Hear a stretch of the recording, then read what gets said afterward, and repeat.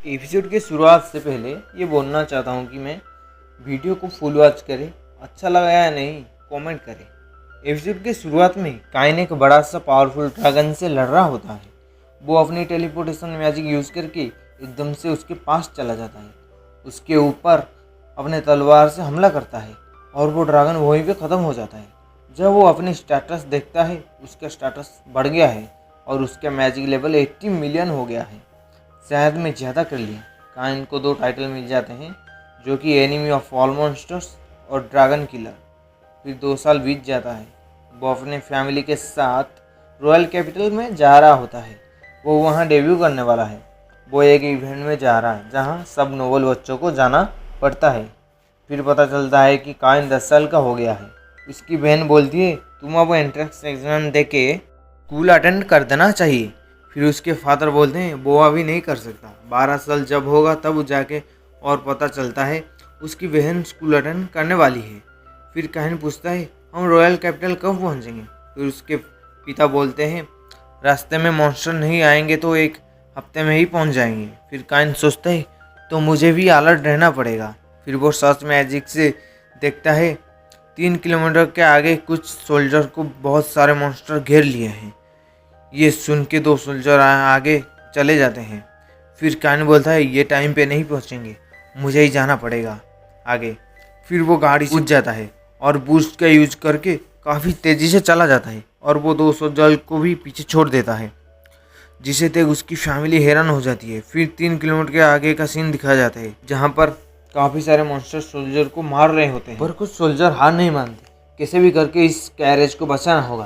तभी वहाँ काइन आ जाता है, एयर कटर से मॉन्स्टर को मारता है। पर फिर कुछ मॉन्स्टर सोल्जर की ओर बढ़ते हैं तो वो काइन मैजिक यूज़ नहीं कर सकता, तो वो अपना स्वॉर्ड निकाल के सभी को मार देता है।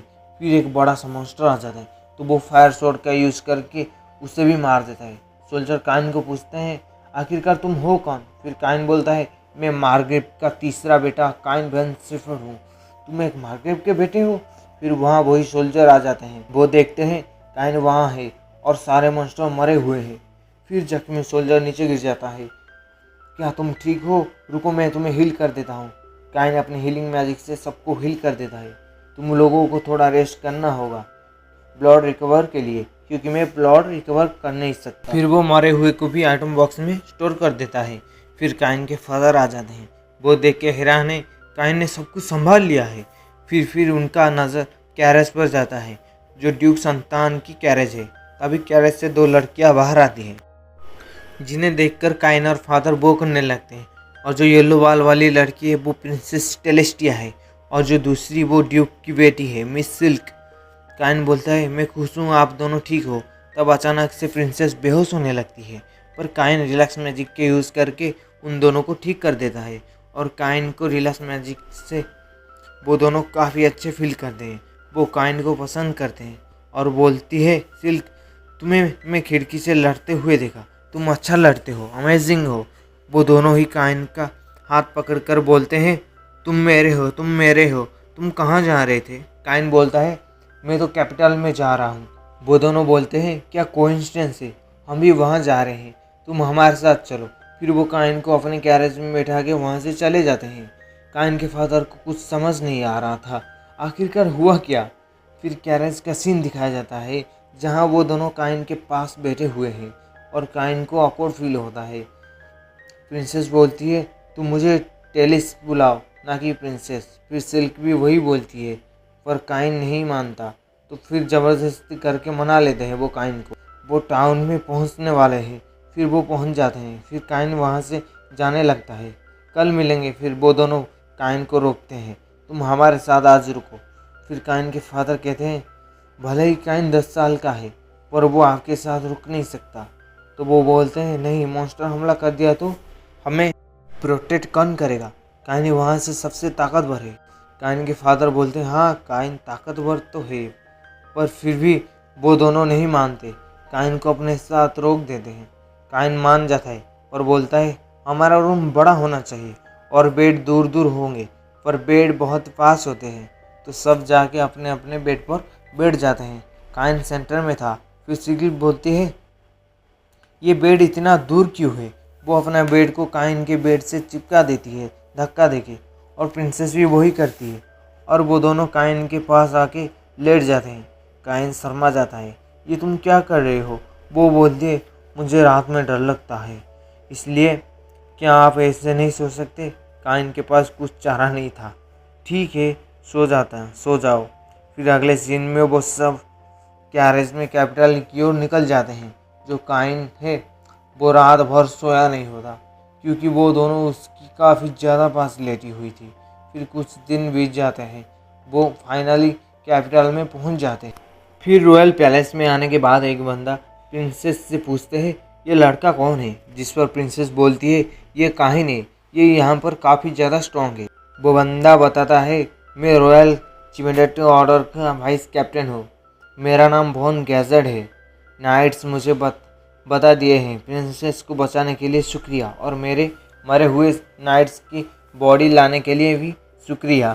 काइन बोलता है, ये प्रिंसेस और सील को बचाने के लिए बहुत हिम्मत से लड़े, कोशिश किया।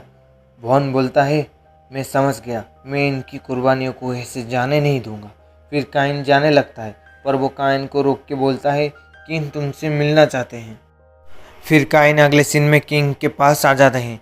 फिर उसका मंत्री किंग को बोलता है, काइन ने बहुत सारे हाई रैंक मॉन्स्टर को मार के प्रिंसेस और सील को बचाया है। किंग बोलता है, मैं तुम्हें वारन बनाता हूँ और 10 प्लैटिनम के कॉइन देता हूँ, और उसके साथ एक मेंशन भी। ये सुन के एक बंदा बोलता है, क्या 10 साल के लड़के को ये सब देना सही होगा? किंग उसे चुप कराकर बोलते हैं, क्या तुम उन मॉन्स्टर को मार सकते थे? नहीं ना, ये मेरा डिसीजन है, तुम चुप रहो। ये सुन के वो पीछे चला जाता है। किंग बोलता है, काइन तुम ये सब लोगे ना? काइन बोलता है, हाँ लूँगा, और कोई रास्ता नहीं। फिर किंग जाते हुए बोलते हैं, मुझे तुमसे पर्सनली बात करना है। फिर अगले सीन में काइन और काइन के फादर बैठे हुए हैं। वो बोलते हैं, तुम मेरे पहले बेटे हो जो इतनी जल्दी प्रमोट हो गया है। तब वहाँ किंग आ जाते हैं और शुक्रिया वादा करते हैं। काइन का और उसके पीछे एक आदमी था, वो भी शुक्रिया वादा करता है। बोलता है, मैं सिल का फादर हूँ, मेरा नाम मैरिक है। काइन बोलता है, मैं ज़्यादा कुछ नहीं किया। फिर किंग बोलता है, तुम मैजिक और तलवारबाजी में काफ़ी अच्छे हो, ऐसे टैलेंटेड बच्चे को मैं किंगडम में रखना चाहता हूँ, इसलिए मैं तुम्हें बैरन बनाया है। फिर किंग बोलते हैं, क्या तुम मेरे बेटी से शादी करोगे? फिर मैरिक भी बोलता है, तुम मेरी बेटी से भी शादी कर लो। ये सुन के काइन शॉक हो जाता है।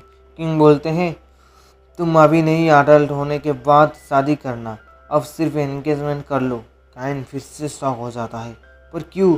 फिर वो बोलते हैं, क्या तुम भूल गए, कैरेज में तुम हाथ पकड़ के बैठे हुए थे और तुम रात में इनके साथ सो रखे थे। मैरिक बोलता है, ये सब के वजह से उनसे और कोई शादी नहीं करेगा, तो तुम कर लो।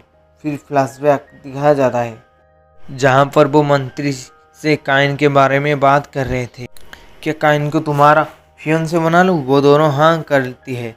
फिर किंग बोलता है कि काइन इतना अच्छा बच्चा है, ठीक है, इसलिए मैं तुम्हें बैरन बनाया है, तुम अब ये रेस्पॉन्सिबिलिटी लो। काइन ऑफ फादर से पूछता है, मुझे अब क्या करना चाहिए? उसके फादर मुंह मोड़ लेते हैं, मुझे नहीं पता। काइन बोलता है, ठीक है, मैं करूँगा एंगेजमेंट इनके साथ। फिर वो दोनों काफ़ी खुश हो जाते हैं। फिर काइन की बहन बोलती है, अचानक से तुम्हारा इन दोनों के साथ शादी कैसे हो रहा है? और काइन के पेरेंट्स भी काइन से काफ़ी ज़्यादा क्वेश्चंस पूछ रहे हैं, जिसका काइन आंसर नहीं दे पा रहा था। इसके साथ ये एपिसोड यहाँ ख़त्म हो जाता है। अगले एपिसोड देखने के लिए सब्सक्राइब करें और लाइक करिए वीडियो को।